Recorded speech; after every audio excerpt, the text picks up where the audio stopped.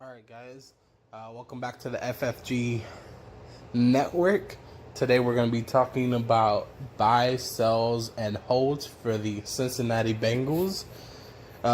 So my first sell is going to be AJ Green, and this is why. AJ Green is 30 years old, and yes, a lot of receivers, for example, like Julio Jones, are still producing at a very high level. And I think AJ Green could still produce at a very high elite level this year, but AJ Green's injury history as of the last couple of years, combined with the fact that he's getting up there in age, is really risky. And if you can sell him pretty highly, which I've seen some people still buying AJ Green pretty highly, I would suggest selling him.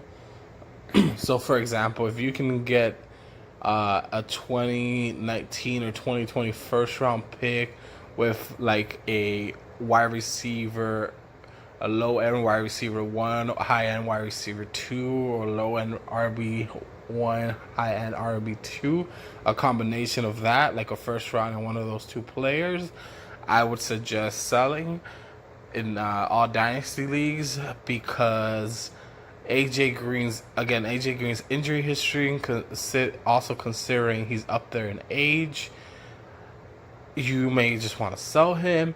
The only way I would consider buying him is if you can get him for pretty cheap. Pretty cheap meaning meaning that you're a contender. You think you can win the championship this year. If you think you can win the championship this year, you can get him for pretty cheap, like maybe a second round, or at most late first round, just because you're really struggling at wide receiver. And I would just say that if you can't get anything else, maybe I would hit the button on that. If you're a contender and you can get him for a second round, yeah, but I don't know if anyone's going to sell it for that. It just depends on the owner, and it never hurts to try. My buy on this team would actually be a strong buy, Tyler Boyd. I'm actually buying Tyler Boyd everywhere I can for cheap, because a lot of people don't have him rank anywhere highly.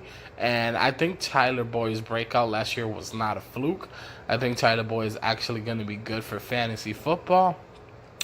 And if you're in Dynasty League or Keeper League, I would try and go ahead and buying Tyler Boyd.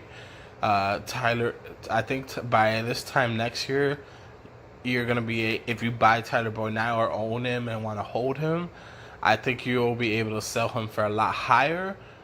Or if you happen to wait till next year to buy him, I think his price is going to be a lot higher by this time next year. I think as soon as AJ Green is done with the Bengals, Tyler Boyd is going to be the number one receiver there, and I think he could eventually produce high end to, at the bare minimum, low end wide receiver one numbers in fantasy football. Another buy would be Joe Mixon. If you can get him for a decent price. Joe Mixon is just 22 years old.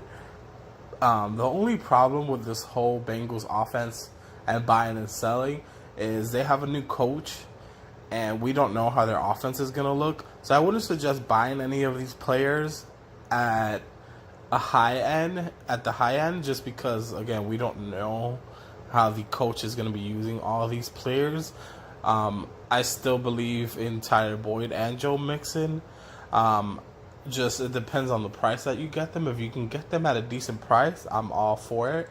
Another guy that I'm buying is Tyler Eifert, just because his price is super cheap, cheap enough where if I need a tight end, I can offer someone a third round pick, maybe a second round pick, and pick him up. And if I'm desperate at the tight end position, hey, I mean, why not throw a flyer at Tyler Eifert? I know he has a injury history, but if you need a tight end and you're a contender, why not give it a shot? if you can't get anything else. In Superflex leagues, I would try to buy Andy Dalton if his price is low enough. If someone's trying to get too much for him, no, I just wouldn't worry about it. Alright, FFG Nation, thank you for subscribing. Anything you want me to talk about, leave it in the comments section below. I'm out, G Nation. Thanks. Subscribe, please.